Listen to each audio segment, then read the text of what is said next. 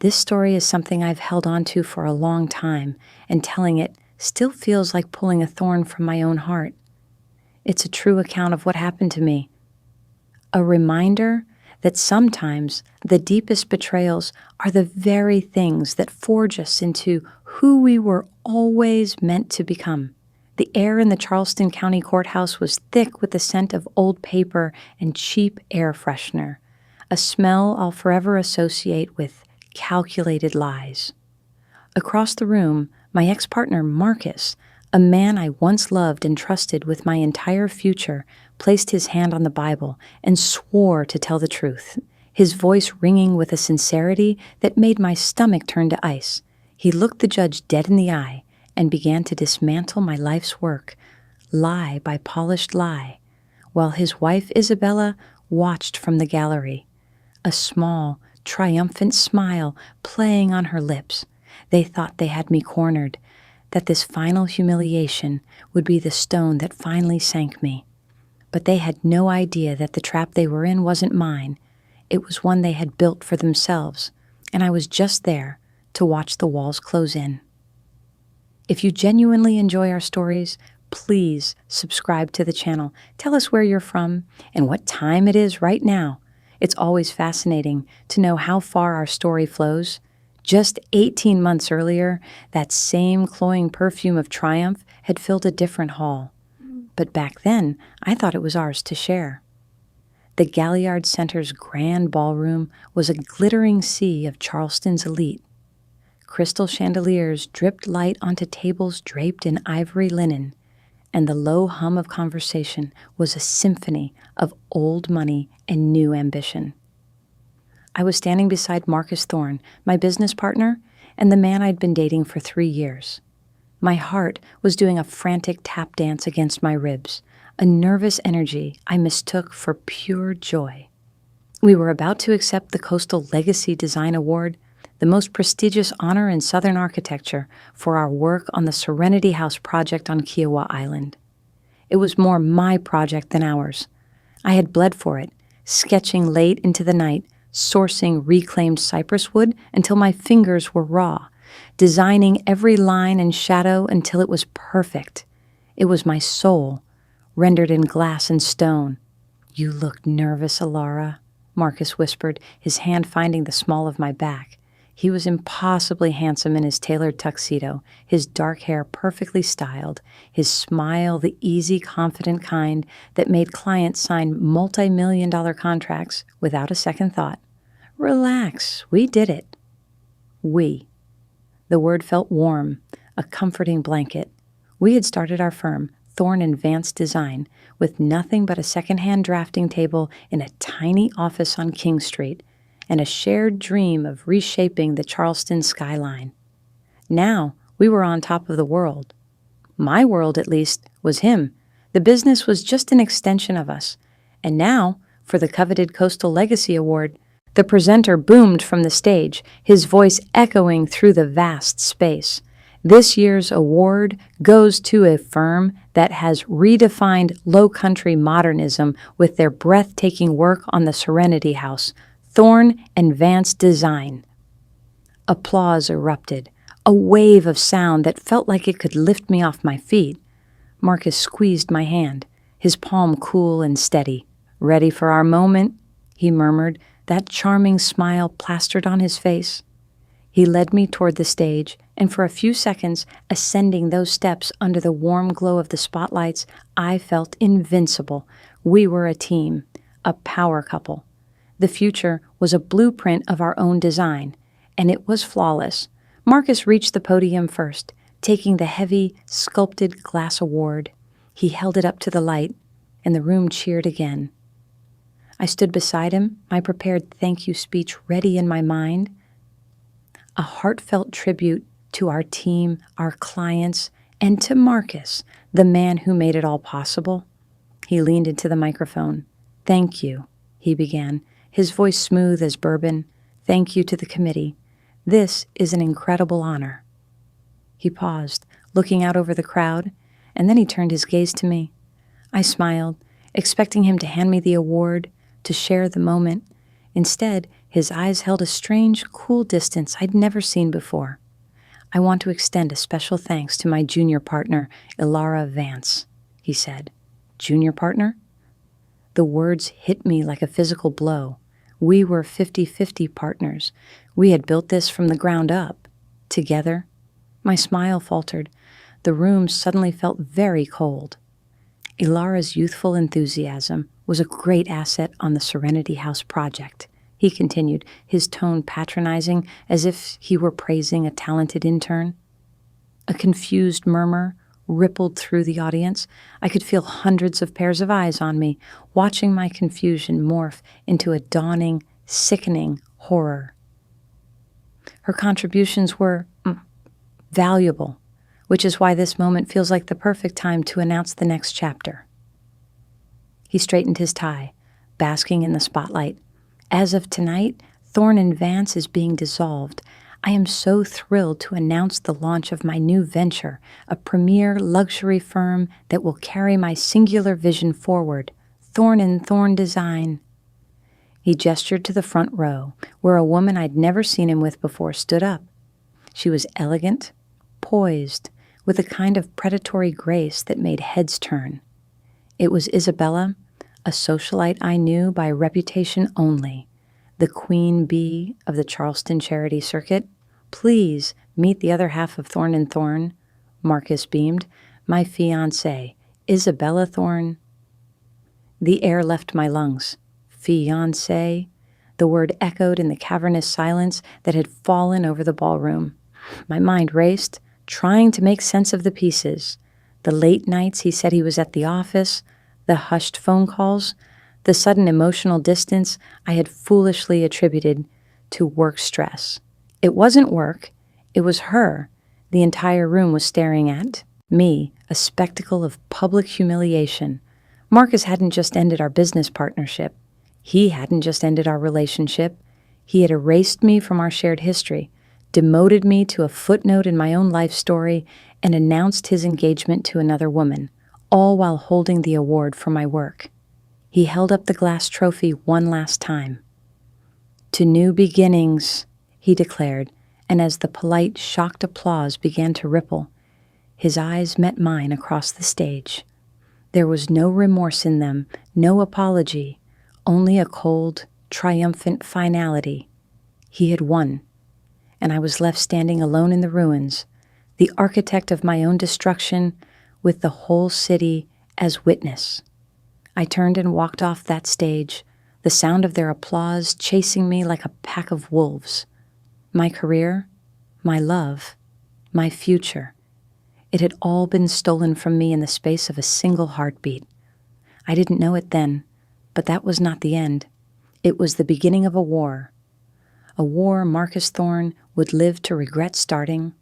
The first battle was lost, but my campaign of revenge was just getting started, and I was a far better strategist than he could ever imagine. The weeks that followed the gala were a blur of shame and logistics. I was locked out of our shared office the very next day.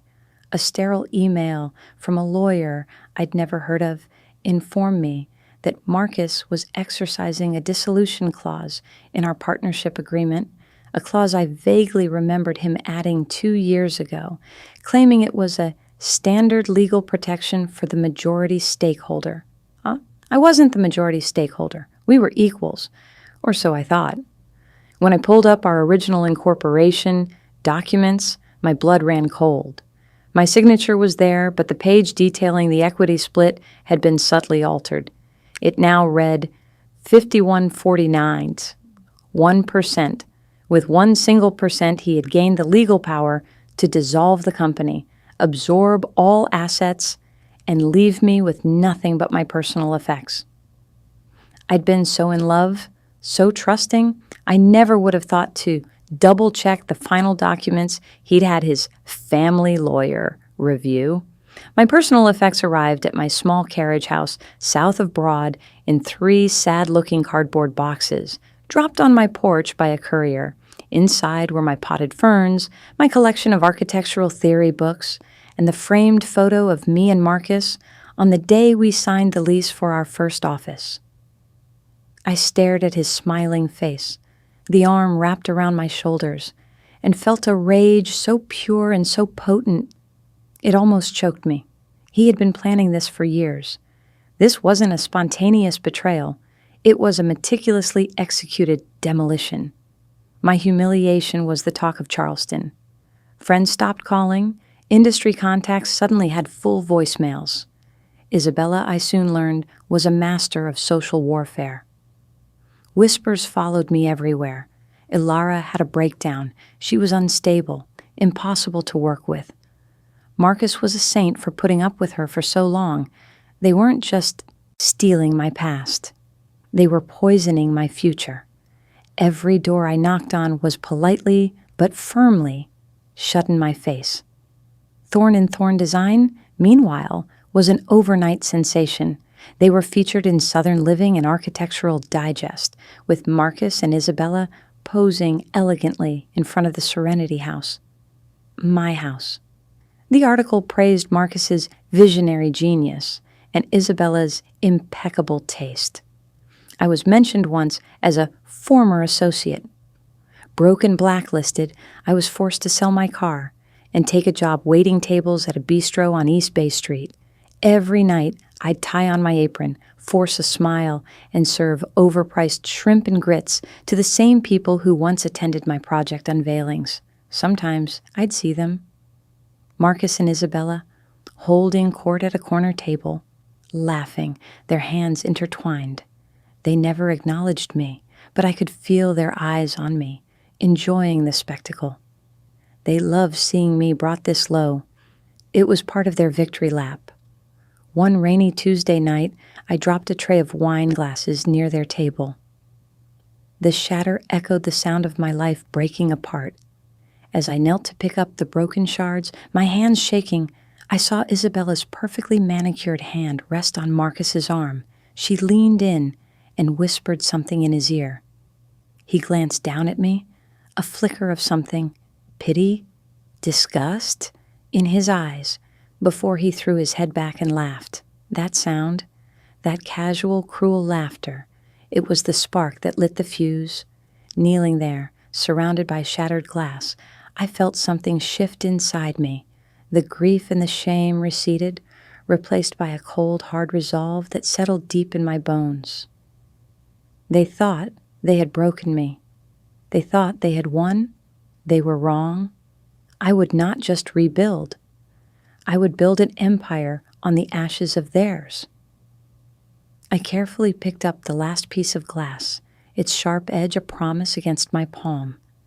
The war wasn't over. It had just begun, and my first move would be to find the proof that would unravel everything they'd built on lies.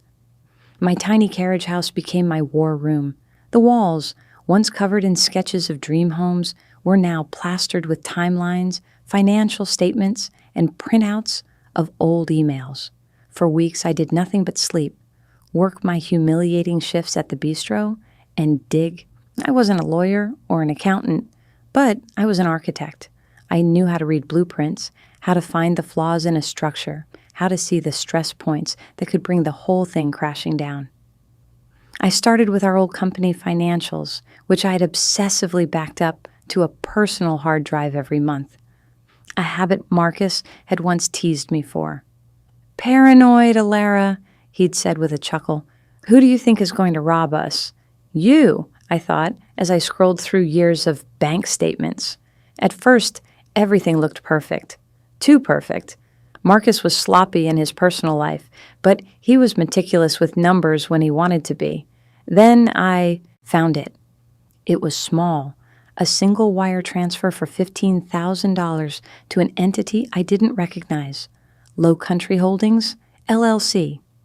It was dated 18 months ago, and the memo line simply read, "Consulting fee." We'd never hired a consultant for that amount. I searched our project files, our vendor lists, our correspondence. Nothing. The name was a ghost.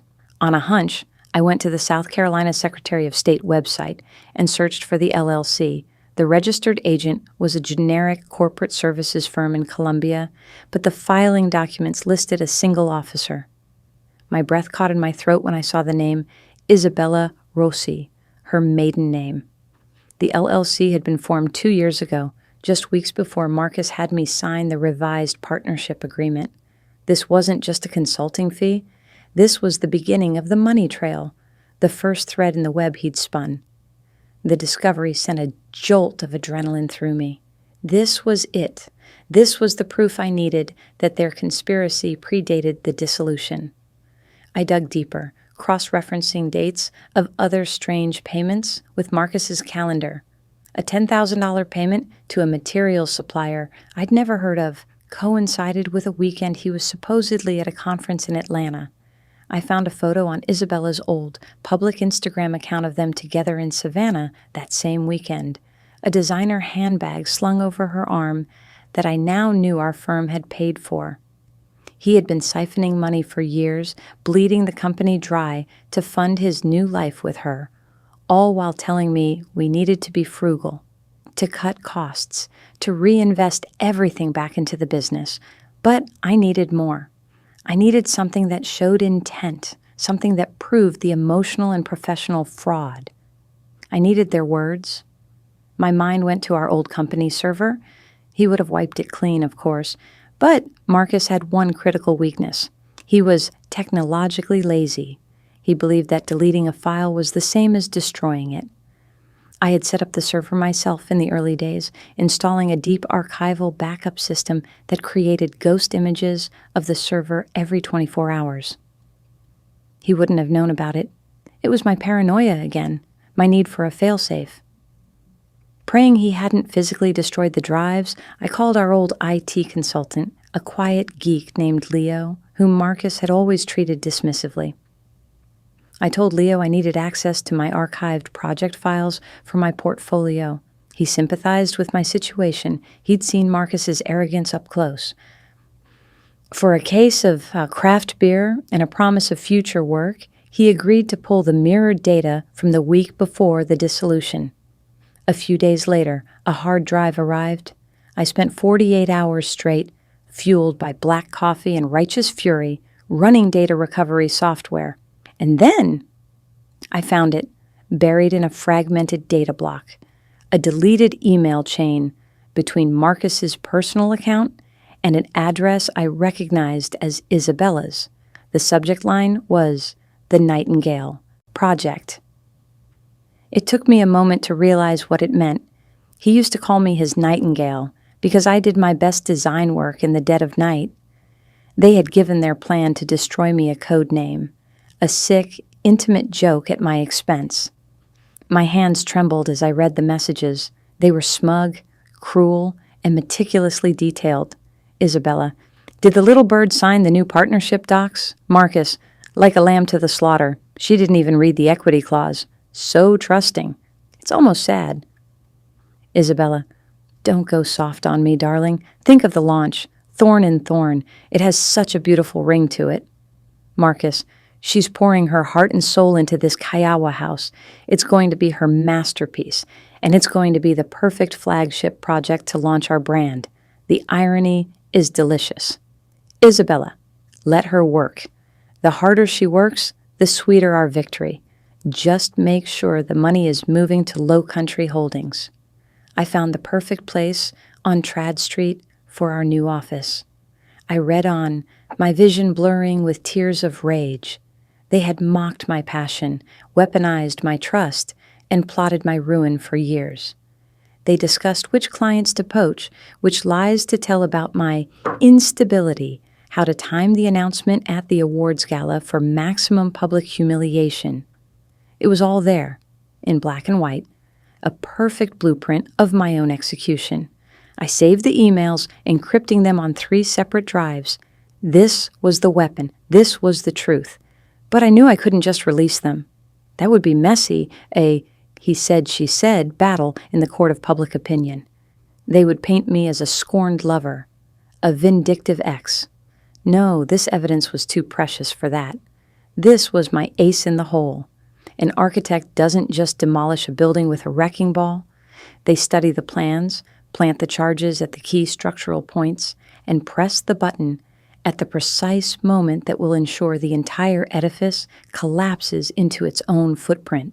Marcus and Isabella had built a beautiful skyscraper of lies, and I had just found the blueprints for its demolition. My campaign was about to enter a new phase. The knowledge I possessed was a cold comfort, a secret weapon that I couldn't yet deploy. Every day was a masterclass in self-control. I'd serve coffee to smirking society women who would whisper about me, just loud enough for me to hear, all the while knowing I had the power to detonate the lives of their queen bee, Isabella, and her new king. But the time wasn't right. A direct attack would be futile. They had insulated themselves perfectly. Thorn and Thorn Design was the darling of the Charleston architectural scene. They were on every guest list, their faces smiling from the society pages. Marcus, with the Serenity House as his calling card, was landing commissions I could only dream of. He was renovating historic homes in the French Quarter and designing sleek, modern beach houses on Sullivan's Island. He was living my dream, a dream he'd stolen in plain sight. Isabella, meanwhile, leveraged his success to cement her own status. Her annual charity event, the Magnolia Ball, became the most exclusive ticket in town, raising funds for her family's foundation, the Rossi Heritage Fund. They were a fortress, impenetrable and gleaming in the sun. My own life was a study in contrast. I was barely making rent.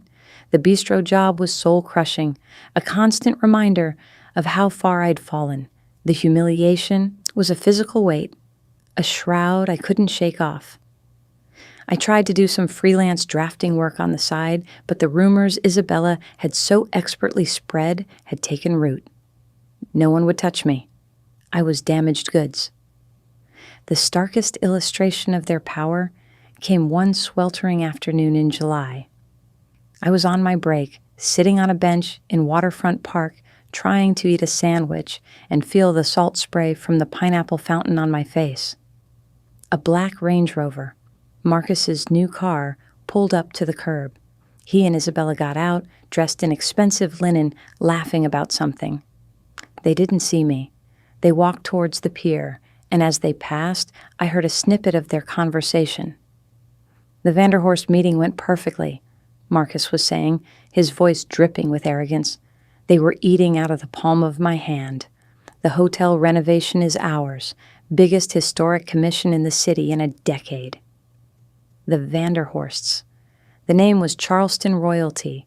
They were an old money family, notoriously private and unbelievably meticulous. Their flagship property, the Sovereign Grand Hotel on Meeting Street, was a landmark. Renovating it was a career-defining project. It was the kind of legacy project Marcus and I used to talk about, sketching ideas on napkins late at night. And now he was getting it, with my portfolio, with my work. Isabella squeezed his arm. "Of course it is, darling," she cooed. "No one can compete with you." They continued down the pier, a golden couple against the blue backdrop of the Cooper River. I sat there on the bench, my sandwich forgotten in my lap, and I felt a despair so profound it was like drowning. They were untouchable. They had all the money, all the power, all the connections. I had nothing but a handful of encrypted emails on a hard drive and a job that barely kept me from being evicted. The fight seemed impossible. The fortress they'd built was too high, the walls too thick. For a fleeting moment, I considered just giving up.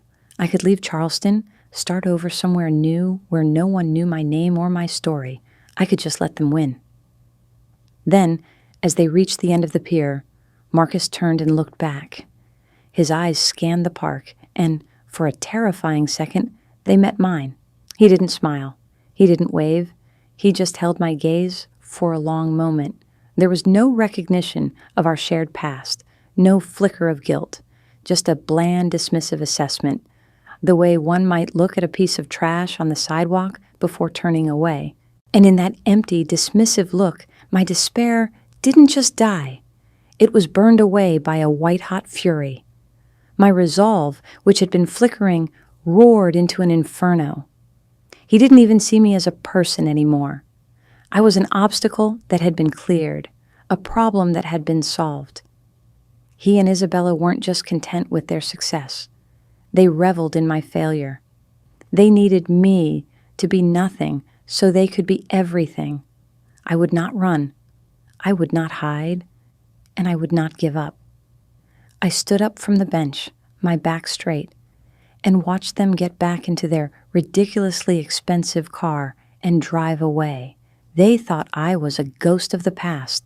They had no idea I was the architect of their future, a future that would be barren, desolate, and stripped down to the foundation. That night, I quit my job at the bistro. I had enough saved for 2 months' rent. The clock was ticking. Phase 1 of my plan was about to begin. It was time to go to war. The first front in my war was against Marcus, and my weapon was his own arrogance. I knew his fatal flaw as a designer. He loved the glory, but detested the grind.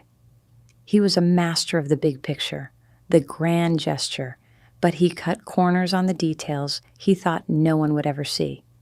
The bigger the project, the more he would delegate, and the less he would personally inspect. And he was currently working on his biggest project yet, a massive, eco-friendly corporate headquarters for a tech mogul named Julian Croft. Croft was a Silicon Valley transplant who was notoriously obsessed with sustainability. He'd made his fortune on green tech patents, and his public persona was built around it. The entire building was supposed to be LEED Platinum certified, using only the highest grade sustainable materials. It was a PR masterpiece for Thorn & Thorn, and Marcus was milking it for all it was worth. I knew Marcus. I knew he would have bid the project with top-of-the-line, astronomically expensive materials to win Croft's approval. I also knew he would be secretly swapping them for cheaper, aesthetically similar, but functionally inferior substitutes to pad his profit margin. He'd done it on a smaller scale with our firm, and I had always been the one to catch it, forcing him to correct the orders. Now, I wasn't there to be his conscience. I needed proof. Getting inside the high-security construction site was the first hurdle, so I became someone else. I dug out my old work boots, put on a pair of worn-out jeans and a faded t-shirt, and tied my hair up under a baseball cap. I went to the temp agency that supplied general laborers to the site contractor. I told them my name was Anna, that I was new in town, and that I was a hard worker who didn't mind getting my hands dirty. My slight build and clean hands almost gave me away, but I sold them a story about needing cash after a bad breakup. They sent me to the Croft site the next day with a hard hat and a safety vest. For 3 weeks, I was invisible. I hauled drywall, cleaned up debris, and ferried supplies. I kept my head down and my ears open. The site foreman barely gave me a second glance. It was grueling, back-breaking work, but every night I would go home and mark up a set of the building's plans I'd managed to photograph with my phone. I documented everything. I learned the supply delivery schedules, the inspection routines, and, most importantly, the name of the materials procurement manager for the general contractor, a guy named Dave who was overwhelmed and clearly disliked Marcus's condescending attitude. My break came during a torrential Charleston thunderstorm.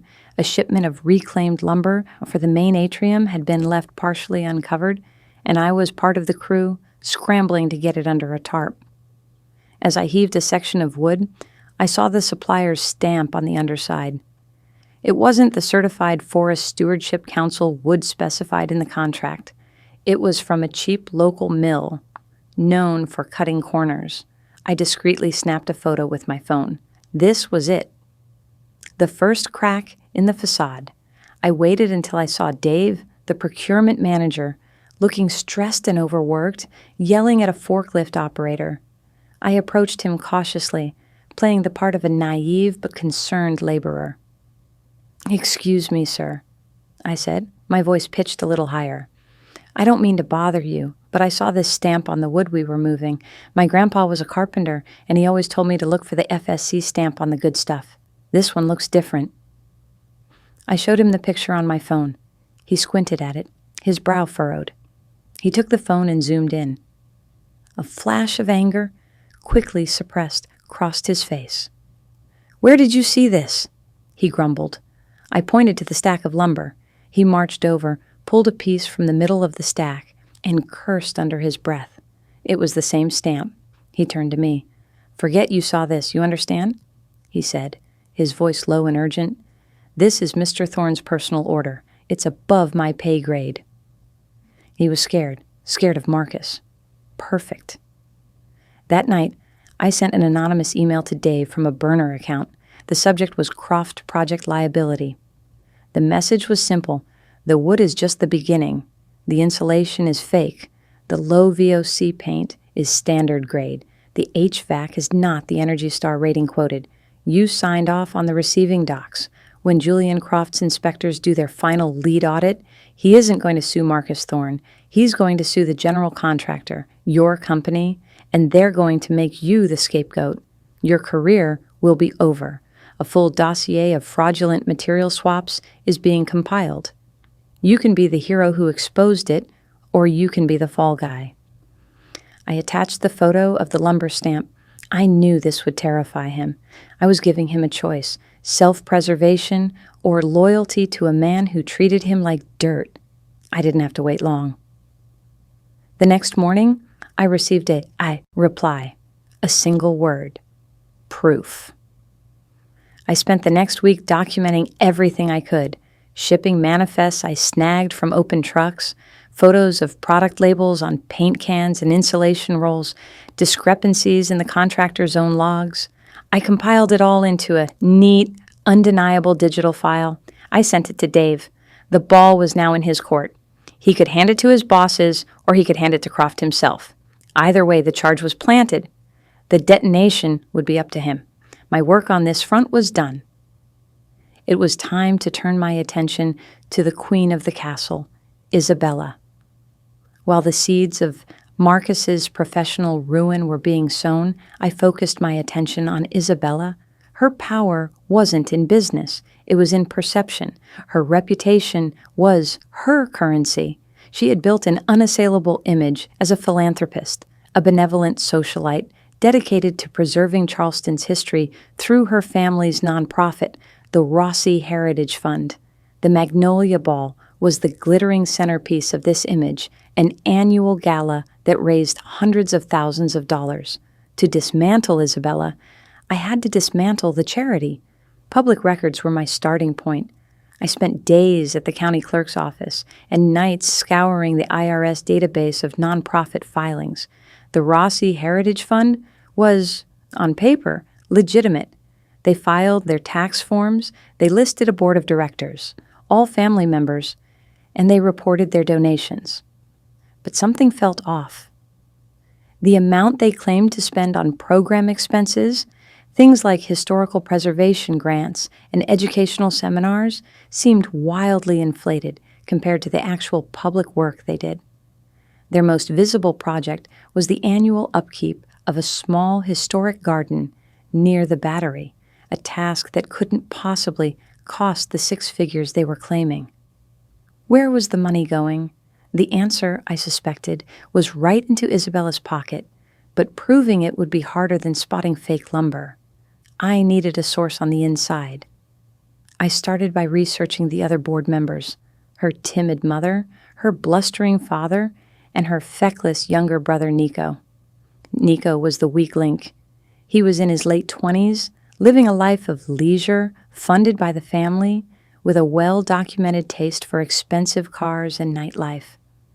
I found his social media profiles, which were a cringeworthy parade of boat parties, trips to Aspen, and VIP tables at Charleston's trendiest bars. I created a fake profile for a woman named Sophie, a fictional art buyer from New York, complete with a curated feed of gallery openings and sophisticated travel photos. I had Sophie start following Nico. Within a day, he had followed back and sent a message. His ego was as predictable as the tides. Over the next 2 weeks, I played a part. I was charming, witty, and unimpressed by his money, which of course only made him more desperate to impress me. We messaged back and forth, and he talked endlessly about himself. I subtly guided the conversation toward his work at the foundation. He bragged about being the treasurer, about how much responsibility his family entrusted to him. I planted the seed. "It must be so rewarding," I typed, "to manage a fund that does so much good for the city. My family has a small foundation in New York, and the paperwork can be a nightmare. We're always so worried about audits." His reply came back instantly. "Audits? Ha, ha, ha. You don't have to worry when you have good accountants. We write everything off." The new boat? A marine research vessel for studying coastal erosion, my last trip to Paris? Researching 18th century architecture for preservation purposes. My sister is a genius at this stuff. My fingers froze over the keyboard. It was more than I could have hoped for. He was admitting to tax fraud via direct message. I took screenshots of the entire conversation, my heart pounding. This was good, but a disgruntled playboy's DMs weren't enough to bring down a whole foundation. I needed documents. I arranged to meet Nico for a drink at the Dewberry's rooftop bar. As Sophie, I was everything he expected, dressed in a sleek black dress, sophisticated and a little aloof. He was preening, trying to impress me with stories of his family's importance. I let him talk, steering him towards the foundation again. I mentioned that my family foundation was looking to partner with a reputable Southern charity for a large grant. "The optics would be amazing," I said, swirling the ice in my glass, "but our board is very strict. They'd need to see detailed financial statements, expense reports for the last 2 years, just to ensure fiscal responsibility." I saw the greed flash in his eyes. A large grant from a New York foundation would make him look like a hero to his family. "That's no problem," he boasted, puffing out his chest. "I'm the treasurer. I can get you whatever you need." "Our books are clean." I smiled. "I'm sure they are. It's just a formality." The next day, he sent me a link to a password-protected Dropbox folder. I almost couldn't believe his stupidity. Inside was everything. Scanned receipts for Isabella's designer wardrobe, categorized as period costumes for historical reenactments, invoices for lavish parties at her home, listed as donor cultivation events, travel expenses for 5-star resorts, disguised as site visits, and the smoking gun, a ledger showing direct transfers from the foundation's account to a private LLC, the same one Marcus had used. Low Country Holdings was not just for siphoning funds from the design firm, it was the central hub for the Rossi family's tax evasion scheme. They were laundering the charity's donations through the LLC and using them as a personal slush fund. Isabella wasn't just a social climber. She was a common crook hiding behind a veil of philanthropy. I downloaded every single file, my hands shaking not with fear but with exhilaration. I had Marcus's professional fraud and now Isabella's financial crimes. The charges were set. But there was one last piece of the puzzle I needed to put in place. The trap that would not only expose them, but utterly bankrupt them. It was time to design my masterpiece, the fall of the House of Thorn. I turned my attention to the Vanderhorst Hotel project. The Sovereign Grand Hotel was more than a building. It was an institution. The Vanderhorsts weren't just clients, they were custodians of Charleston's history. I knew from my time with Marcus that their patriarch, a formidable old man named Alistair Vanderhorst, valued 2 things above all else: legacy and details. He would scrutinize every line of a proposal, every choice of material, every historical reference. Marcus's arrogance would be his downfall here. He would present a flashy, superficial proposal, assuming his newfound fame would be enough to dazzle them. He wouldn't do the deep, painstaking research the project required, but I would. I created a shell corporation, the Palmetto Preservation Group. I designed a logo, built a simple but elegant website showcasing fictitious historical restoration projects, and rented a virtual office address in Beaufort to make it seem like a niche, out-of-town firm. Then I began to work on my proposal for the Sovereign Grand, For 4 straight weeks, I lived and breathed that hotel. I spent days in the Charleston Library Society archives, poring over original 19th century blueprints, reading the letters of the original architect, studying the building's history. I didn't just design a renovation. I crafted a narrative, a story of resurrection. My proposal was a work of art.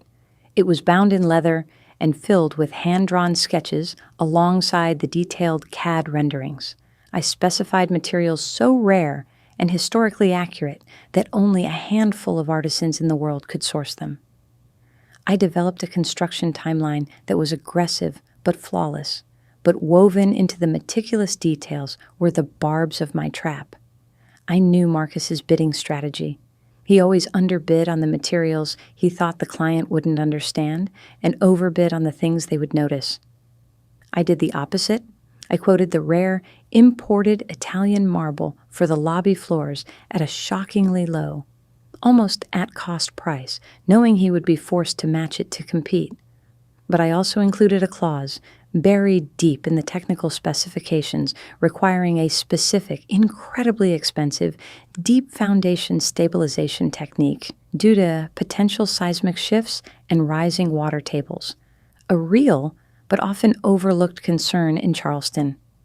It was a multi-million-dollar line item that a cursory review would miss, but which would be legally binding once the contract was signed. I added dozens of these poison pills, clauses and specifications that looked impressive on the surface, but would lead to massive, unavoidable cost overruns. The contract was an architectural marvel of financial ruin. It was beautiful, brilliant, and utterly lethal. I submitted the proposal from the Palmetto Preservation Group anonymously through the official procurement portal 2 days before the deadline. Now, all the pieces were in place. I had the dossier on Marcus's construction fraud, ready for Julian Croft. I had the complete file of Isabella's charity tax evasion. And I had the poison contract for the Vanderhorst project, which Marcus would be irresistibly drawn to. But handing over the evidence wasn't enough. The delivery had to be as spectacular and as public as my humiliation. It had to be a show, and I knew the perfect stage, Isabella's Magnolia Ball. The ball was in 2 weeks, held at a sprawling historic plantation on the Ashley River. It was the apex of their social calendar. The night they would stand before the city and bask in the glory of their success and generosity. It would also be the night their world came to an end. I sent my carefully compiled file on the Rossi Heritage Fund to a well-known investigative journalist at the Post and Courier, a woman with a reputation for taking down corrupt politicians. The email was anonymous, the subject line simple, "The Queen of Charleston's Dirty Secret." I gave her everything, the DMs from Nico, the fraudulent expense reports, the bank transfers to Low Country Holdings. I told her the story would be most impactful if it broke on the night of the Magnolia Ball.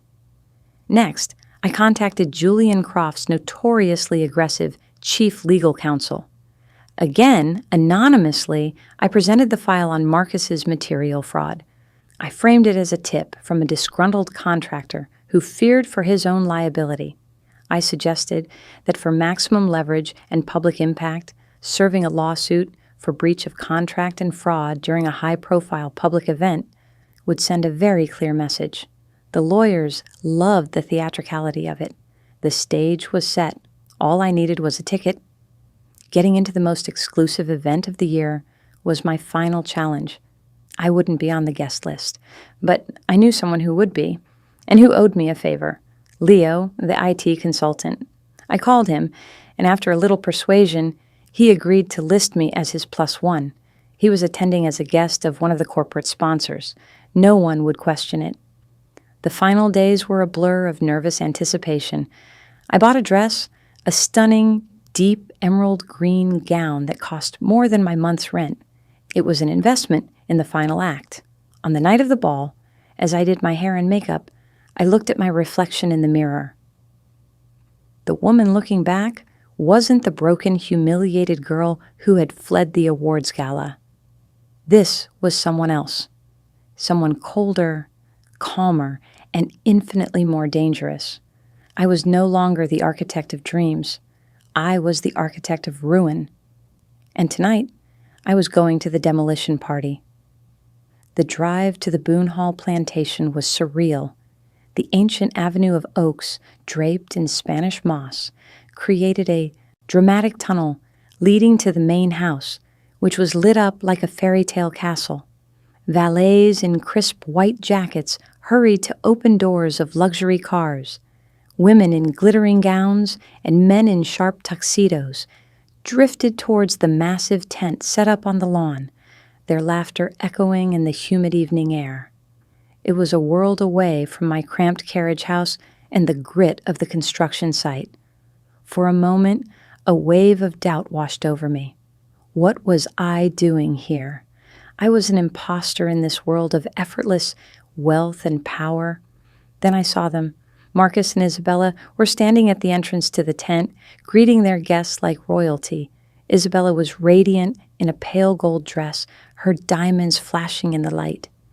Marcus had his arm around her, a look of smug satisfaction on his face. They were the king and queen of this kingdom built on my stolen life. And the sight of them, so perfect and so false, extinguished my doubt and replaced it with a glacial calm. Leo, looking uncomfortable in his rented tux, handed me a glass of champagne. "You sure about this, Elara?" he whispered. "This is next-level crazy." I took a sip of the champagne, the bubbles fizzing on my tongue.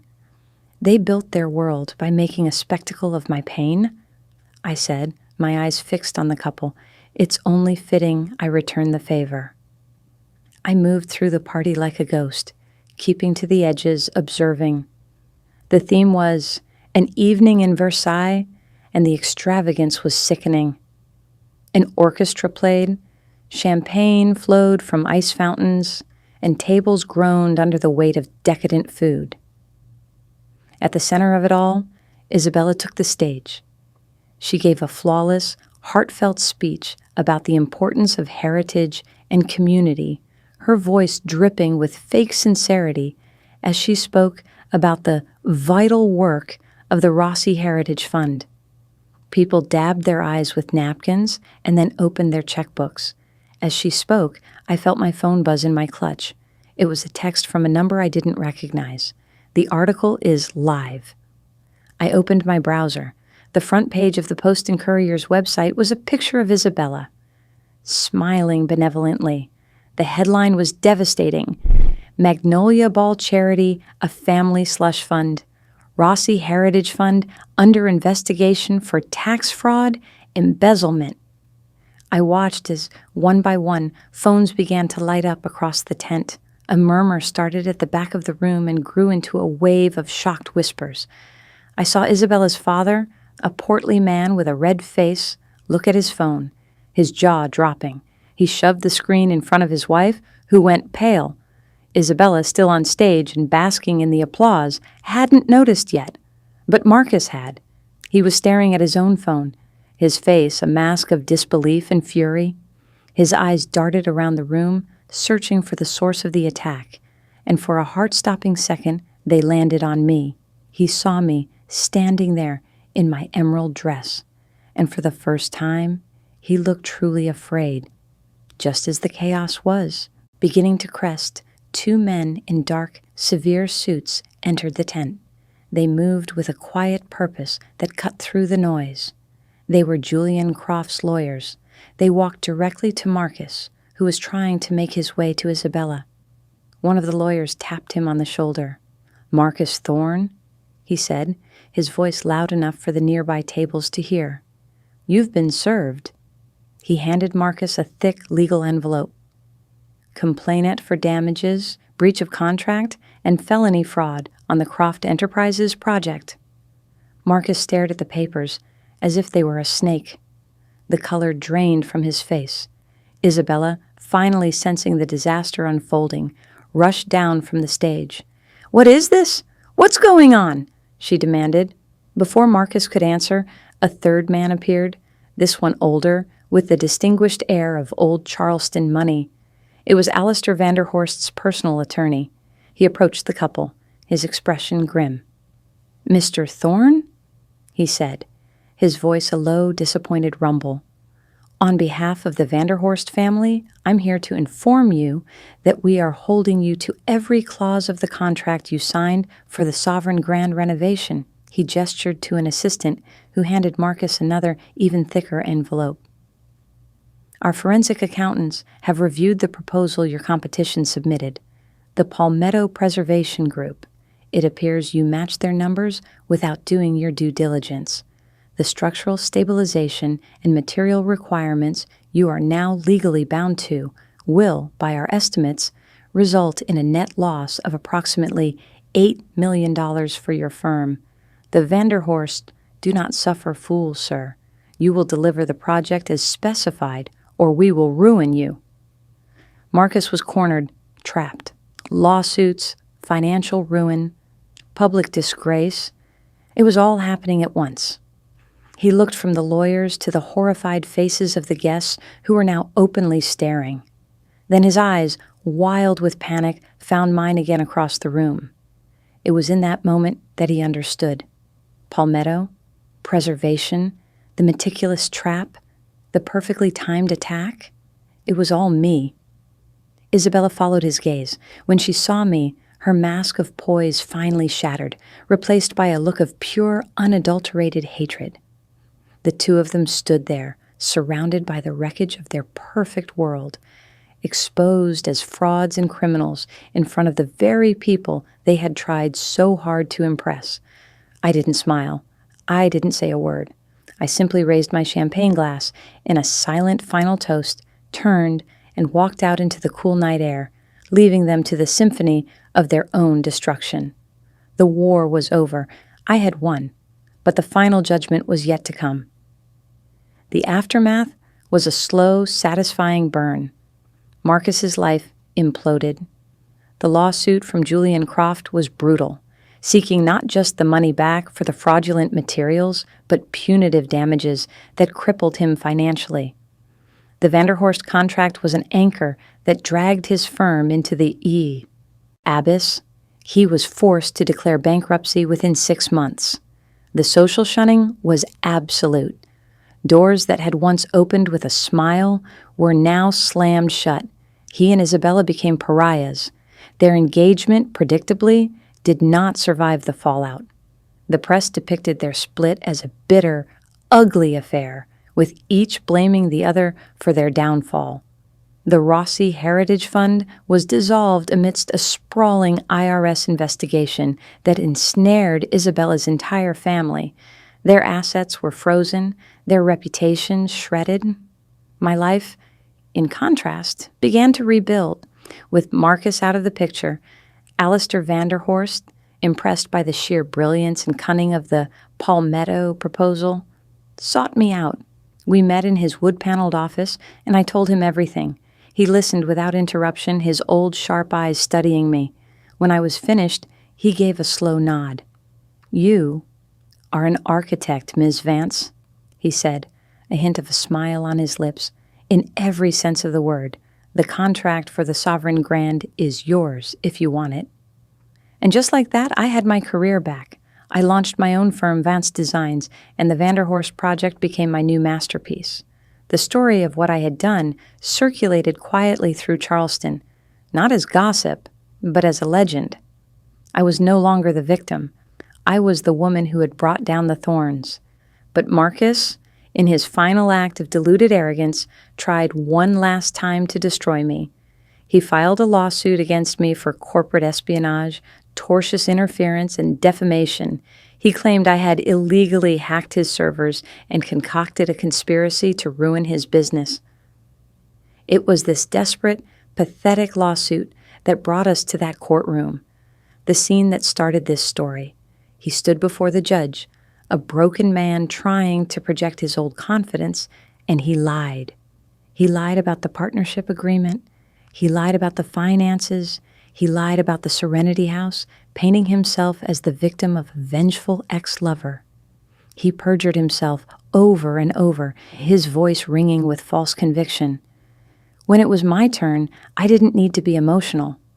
I didn't need to raise my voice. I simply presented the facts. My lawyer laid out the evidence, piece by undeniable piece. The original partnership agreement alongside the forged one. The bank statements showing the transfers to Low Country Holdings. And finally, the emails. The entire Nightingale Project thread was projected onto a large screen for the court to see. Marcus's and Isabella's own words, callous and damning, filled the silent room. Marcus stared at the screen, his face turning a sickly shade of gray. He had no defense. The truth, in the end, was absolute. The judge, a stern, no-nonsense woman in her 60s, read the final email and then looked at Marcus with an expression of pure contempt. "Mr. Thorne," she said, her voice like cracking ice. "In my 20 years on this bench, I have rarely seen such a calculated and malicious case of fraud, both professional and personal. You not only stole your partner's work and money, but you orchestrated a campaign to destroy her reputation. And then you had the audacity to come into this courtroom, swear an oath to God, and perjure yourself with a cavalcade of lies." She leaned forward. "This court does not reward such behavior.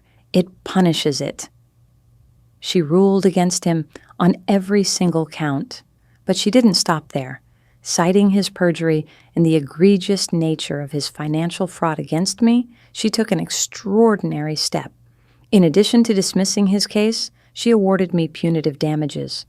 And to ensure they were paid, she placed a lien on all of his remaining personal assets, his accounts, his car, and the historic downtown condo he had bought with Isabella. She didn't just give me a judgment, she gave me everything he had left. Months later, I stood on the newly completed rooftop bar of the Sovereign Grand Hotel, a space I had designed from scratch. The sun was setting over the Charleston Harbor, painting the sky in shades of orange and purple. The city looked beautiful, peaceful. Down below, life went on. I held a newspaper I'd picked up earlier. There was a small article on page 3 about the auction of Marcus Thorne's assets to pay off his legal debts. My lawyers had managed it all. Looking out at the view, at the city that had witnessed my humiliation and my victory, I felt a quiet sense of finality. They built their kingdom on my ruins. So I simply returned the favor and built my empire on theirs. The end